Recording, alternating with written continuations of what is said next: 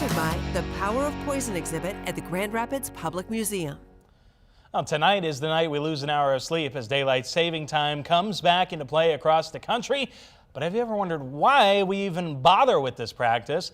I wonder that all the time. Meteorologist Michael Behrens joins us now to explain. Michael, why am I losing an hour of sleep? Yeah, none of us like when daylight saving time starts. And a funny thing about the fact that we move our clocks is the only consistent part seems to be ever since we started daylight saving time, we've been trying to get rid of it. But where did the idea first come from? Who's to blame, so to speak? Well, Benjamin Franklin, he catches a lot of flack for creating daylight saving time. And while he did write about it, his version was more tongue-in-cheek. He really just wanted to move his day with the sun versus the clock. Another group that takes blame for it is often the farmers. But guess what? They didn't like it either. Just because you moved the clocks didn't mean it changed when their livestock was ready to go through their morning routines or when you could harvest crops. And especially it didn't change when workers needed to be in the fields. All it really did was cut down on their time to get crops and produce to the market. So where did this idea actually come from? Well, daylight saving time has its origin in the World Wars, both World War I and World War II.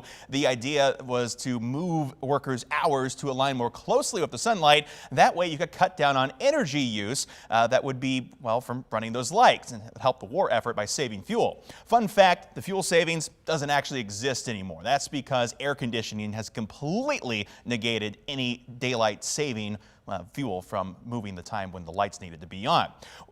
Well, when did we start having consistent daylight saving time? That came around 1966. Uniform Time Act brought it into place. But of course, here in Michigan, we had to be a little bit difficult because in 1967, we passed a law that exempted us from this new Uniform Time Act. And that was in place until 1973 when we changed our mind again and we started observing daylight saving time once again across the state of Michigan. So of course, that time change starts tonight at 2 a.m. Clocks need to move forward by about an hour. So it's probably best to move those before you go to bed this evening. Also, good idea to check those smoke alarms while you're at it. Another thing to keep in mind is that you lose that hour of sleep tonight, but it does improve our sunlight conditions during the day. And while the sun does come up later at 8 a.m., our new sunset is now 7:45. So, Nate, those evenings are going to be looking pretty nice.